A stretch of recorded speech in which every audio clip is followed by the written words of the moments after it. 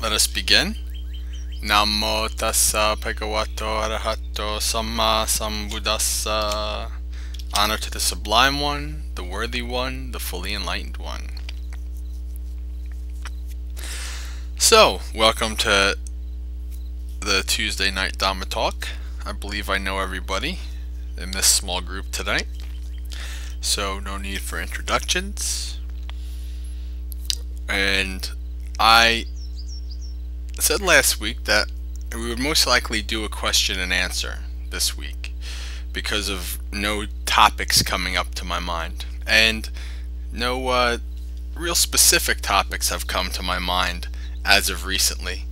There's one thing that I was thinking about the possibility of talking about, and if there's no question and answers, I can go into that. But other than that, since we have a small group, every time there's a small group, I like to have more of a question and answer session, or it gives us a chance to really get into a discussion. So, does anybody have any specific question or anything that you'd like to talk about with regards to Buddhism? Anything at all? Evil, what's new? That's good. Questions are always very important. And like I always say, I can't guarantee an answer, but I can at least try to put you in the right direction. I don't know if I could call him my teacher or my preceptor as of yet, although he's the closest thing I have to a teacher in reality. Ajahn Brahm, Bhante G, who gave me he was my preceptor for the 8 lifetime precepts and all that stuff. The first time I was able to hear him talk live, he said exactly what I just said. Actually, he said, you can ask your question, but I can't guarantee an answer." And this is a wise old 85-year-old monk. So if a wise old 85-year-old monk can't guarantee an answer, I sure as heck can't either. So, questions. Let's see. Okay.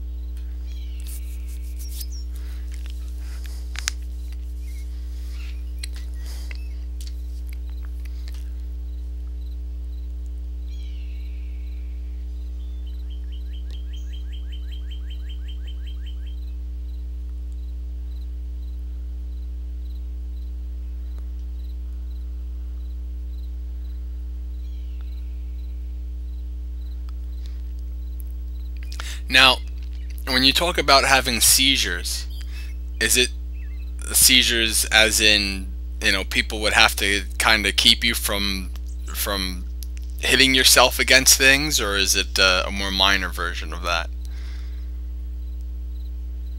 Because I've seen both. The first time I was out of the country, back when I was just graduated college, went to Italy. We were sitting in, and I forgot the name of the place, but the place where the statue of David is in.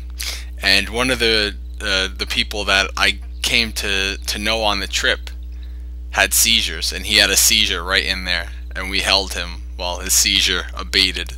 So, well, that's good. It's more minor. That's much better. So,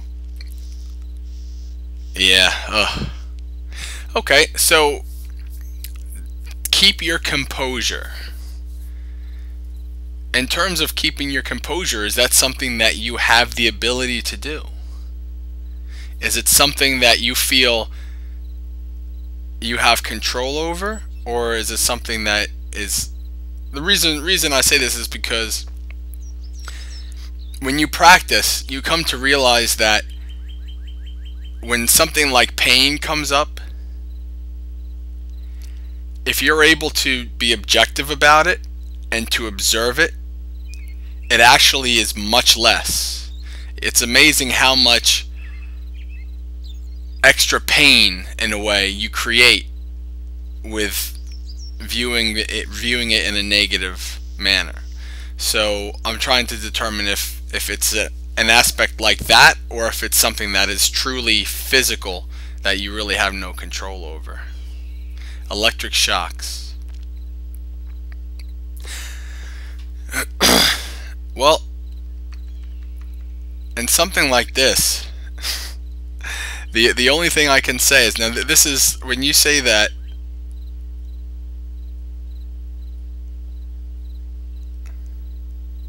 difficult to keep your composure. Composure in what way? Like what exactly happens that you're trying to control when the seizure happens?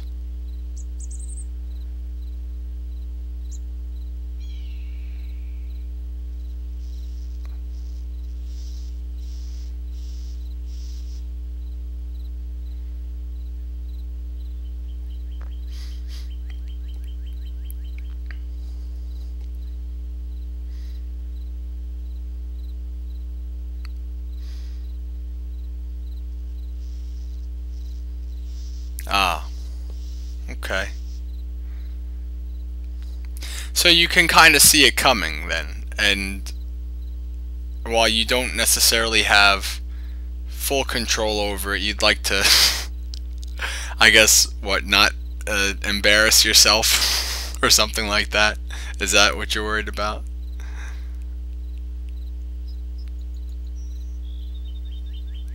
So that you can keep control of it when it happens? Yes. Well, to think, in the words of Monty Python and of course Ajahn Brahm, always look on the bright side of life. This condition can be something that you can actually use to enhance your practice. And what I say by that is, it's something that we have meditation objects, right? Meditation object is usually the breath. If you're able to get to a point where, you already stated that you can see it coming, you can feel it coming. If you're able to get to a point in your practice where you have more mindfulness and more ability to understand what is happening as it happens, you will actually have more of that control in the situation. Now there's a limit, we hear about, the power of the mind over the body, and the mind can make the body do some amazing things. I don't know if I would ever say that you could totally control it from not happening,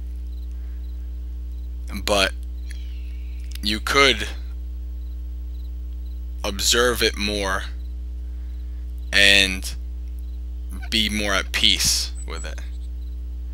When your brain is having an electrical storm, can you observe that electrical storm? Just be there when it happens?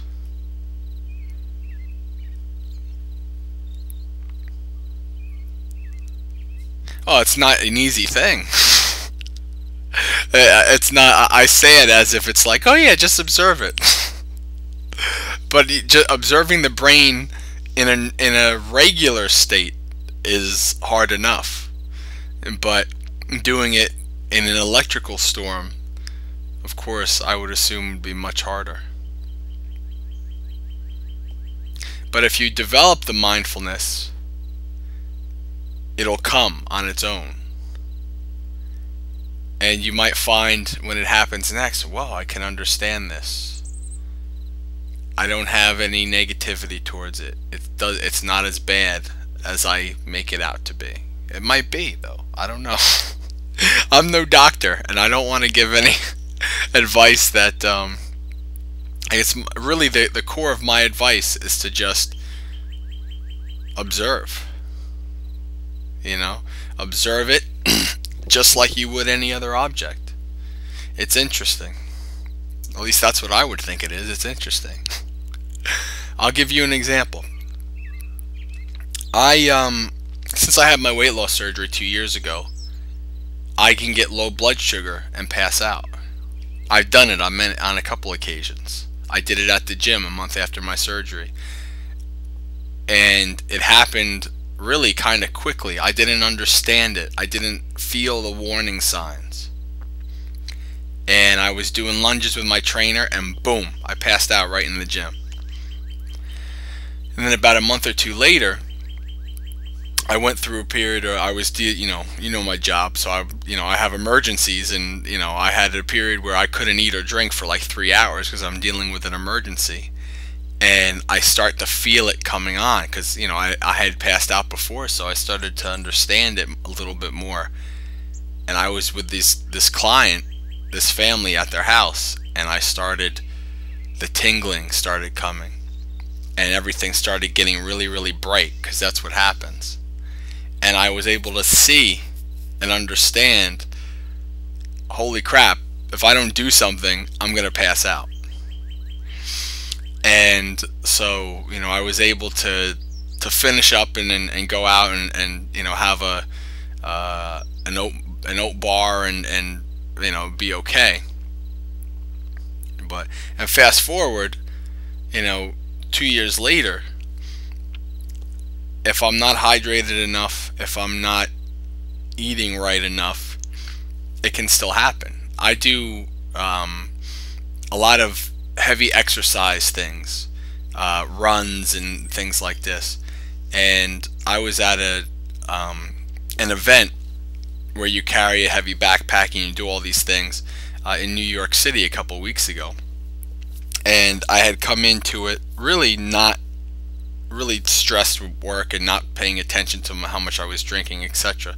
And we did a lot of heavy exercise, and I started feeling it coming on. And it wasn't stopping.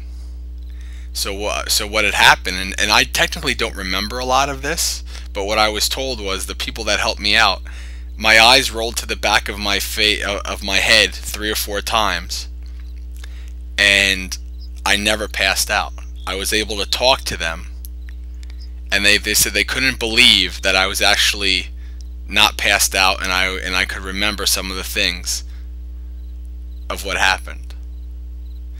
And what I did was, when it started happening and I realized it was beyond my control, it basically got to the point where I let it get to the point where I couldn't help it myself. And when it got to that point, I knew the only thing I could do is just observe. So I observed the tingling, my whole body tingling. I observed everything being so bright, brightness like I've never seen before. And then I observe, and I remember them coming to help me. These people coming to help me, talking to me, giving me Gatorade energy chewies and giving me some Gatorade to drink and stuff like that. And really all it was a low blood sugar issue, but I saw, even though it got to the point where it got past where I could physically help myself, I still tried to just be at peace, give metta to myself, and just be and observe. And it made, I think personally, it made a big difference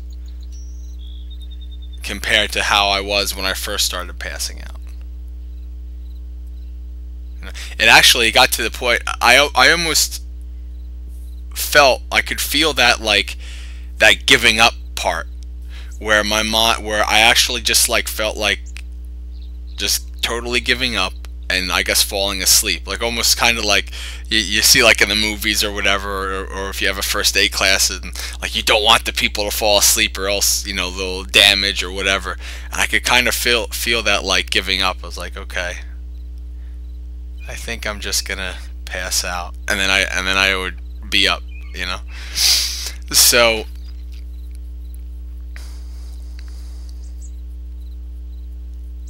oh, of course, we always try to control things.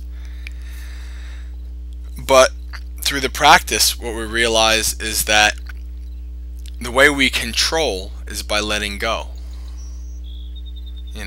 Maybe because of my practice and because of my metta, I had, the good karma to have these people here that would help me. Also, they were just good people, period. and they were prepared for such things. I'm doing it again this Friday, actually. But I think that the only experience that I have in my life that could come close to your situation is what I just described, and the only thing I can describe is just what I do with it. Other than that, I don't know if I can really help you any more than what I can already say. But I think just in general, the Buddha talks about, the Buddha is called the consummate physician, right? And the way the Dhamma is called, or the way the Dhamma is described, is as medicine. And this medicine is like the ultimate healer. Like if you ever know the history of back in the day, like 100 years ago, when these people would roll from town to town and they'd have these tonics, these magical elixirs, and they'd sell it to people. Oh, this cures this cures that. And of course it was all bunk. It never cured anything. Yeah, snake oil salesman. The practice is the ultimate medicine. This is how the practice of Dhamma, the practice of meditation, of morality, well, like I said before, sila, right? Morality, samadhi, concentration, panya, wisdom. That's the ultimate medicine. And that practice is your best safeguard in situations like this. Now, of course, that's not saying don't go to the doctor. We're just talking about your mind, not necessarily your body. This is not something, this is definitely something that should be checked out or monitored by a doctor, etc. But when you are able to, I've had multiple monks talk to me about how they are able to, in their experiences, how they were able to basically get rid of pain through meditation. And I've glimpsed that a little bit. I can't say that I've actually done it, at least not permanently. But I've glimpsed it enough that I think, what, they might be onto something. They might be not BSing me. They might be telling the truth. Even Ajahn Brahm a couple times, if you've listened to enough of his talks, he's talked about this as well. When you are able to, the less you control, the more at peace you are in any situation. And ironically, the more in control you are. So the next time it happens, even though your brain is fried in this electrical storm, give metta to yourself. That's the first thing is give metta. I say, Joe, it's okay.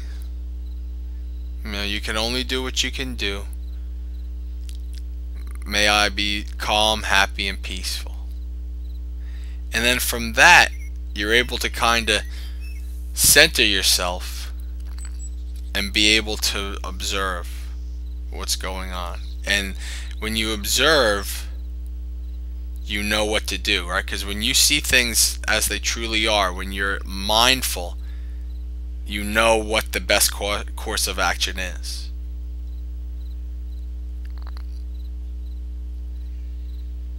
Yes, you can do that as well.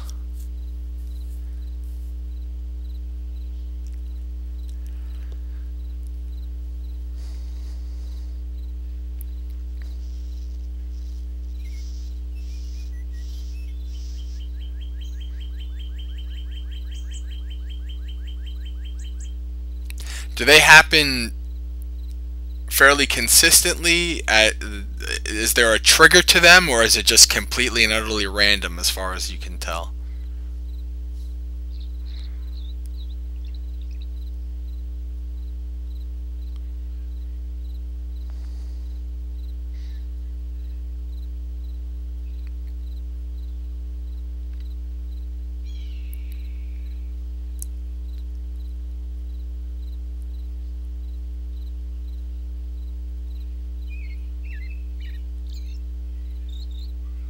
Oh, so these happen during sleep mostly.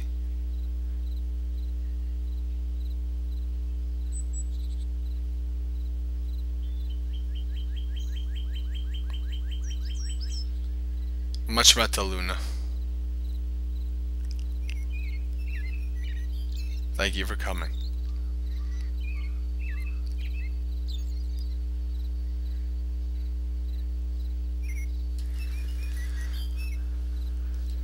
Did I miss the question was asked what was the exact condition? Did I miss that response or no?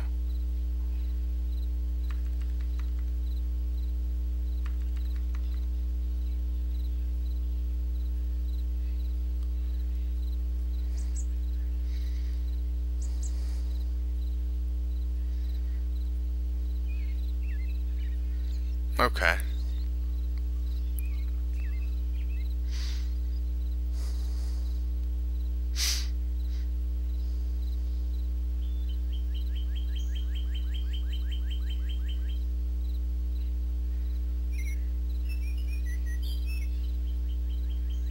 And this is something that you've spoken with a doctor about, or you've had any tests or anything like that?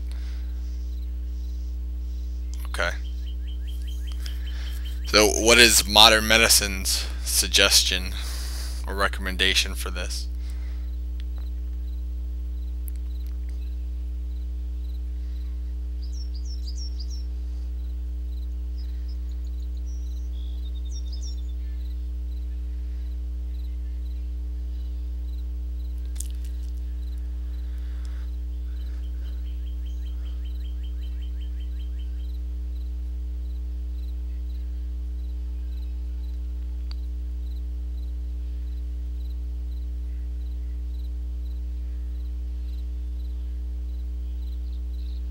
Ah, so finding those triggers is the is very important, and you can do that with mindfulness.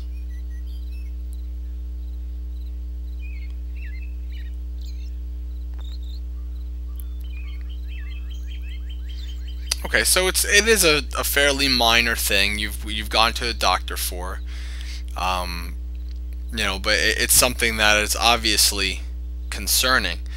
But I think going back to, you said that it's mostly at night, so it's not during the day while you're driving or during work or some time where it could put you in a bad position. the As they happen, I'd suggest, yeah, as they happen, I suggest mindfulness. Start out with the metta and just try to observe it. Just be there. Be at peace with it. Now, of course, that's hard to say, but if you start out with the metta, it might be more helpful. And it's not something that's going to happen overnight, just like the practice itself, right? It's a gradual practice. So you're not going to, you're not going to sit there when it's coming on and your brain is going nuts with electric activity, and automatically you're just gonna be okay, metta, and then I'm gonna observe. No, it's it takes a while. It's gonna take practice, but I still say that it's something that you can use as a meditation object. It may be, I often think about there's certain things about my mind and about my body that I'd like to change, because I think if I changed it, I'd be able to sit better in meditation, or this or that. And then I think to myself, you know what? Well, maybe my mind and my body is this way specifically for me to observe and to use in the practice. And that allows me to not worry about and not think about, oh, what should I change? Should I do this? Should I do that? But to just accept and be okay with whatever's there.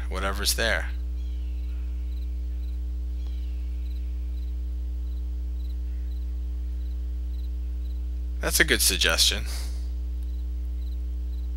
To try deep breathing. Do you know pranayama breathing at all? The yoga breathing? Because that's fairly specific, and it's fairly, it's 3 parts, and the stomach, the diaphragm, the lung area, and the upper chest. Because you can work on those 3 areas, that might be something good to develop a concentration during that period. So that might be something good to check out, to try.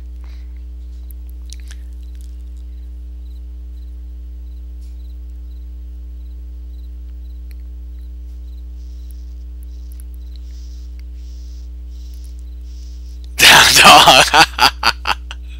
I like down dog. That's a good position. It's the rest position.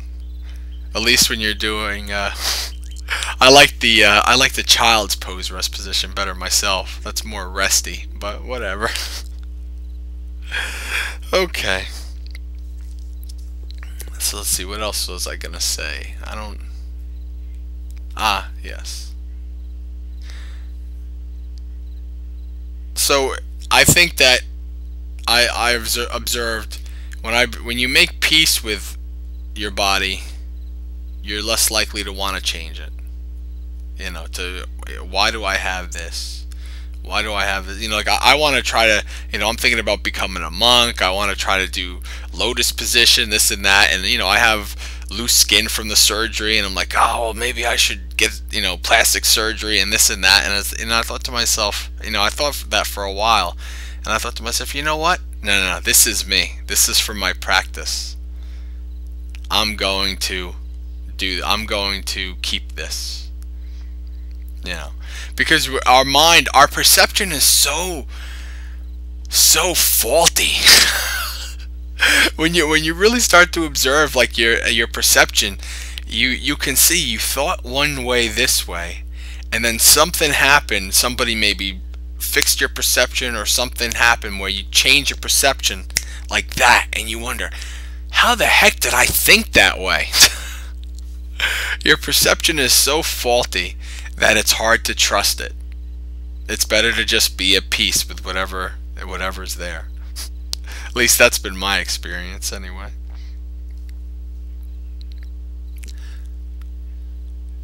So I guess any other questions to bring up? Anything else to discuss? Evil, I would it might also be beneficial to do like some kind of a journal with that too. You can, journal what you tried and all that kind of stuff.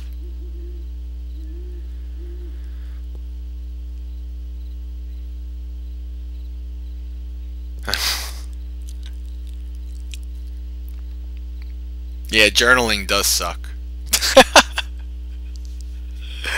Not the condition. The condition is interesting. If you think it's interesting, then it won't be as much of a bother.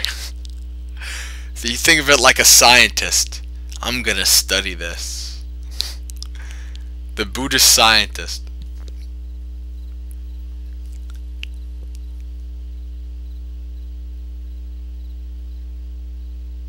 Or a psychologist, maybe. Okay.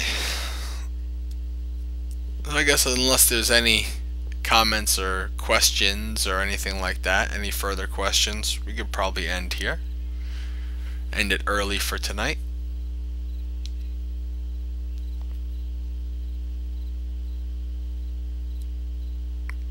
Evil, as always, coming up with good good topics for us to discuss. Every time there's a question and answer session, I know that if Evil's here, we'll have something to talk about. Otherwise, I don't know, it's kind of back and forth. But some people are always, they don't want to ask questions. I think about that as well. You know, Ajahn Brahm, he says it. He goes, sure, when everybody asks if there's any questions or comments, nobody raises their hand to ask a question. But as soon as it's over, they all rush up to me and ask questions. So I often think to myself when I hear, does anybody have any questions? I think, okay, do I have any questions? Do I have any questions? And then nothing pops up, and I say, okay, I guess I don't have anything. So, until next time, much metta to you all. Sukhi Hantu, may you be happy. Evil, keep me updated as to your progress with that. I think that would be interesting to see. So, thank you very much. Have a good night.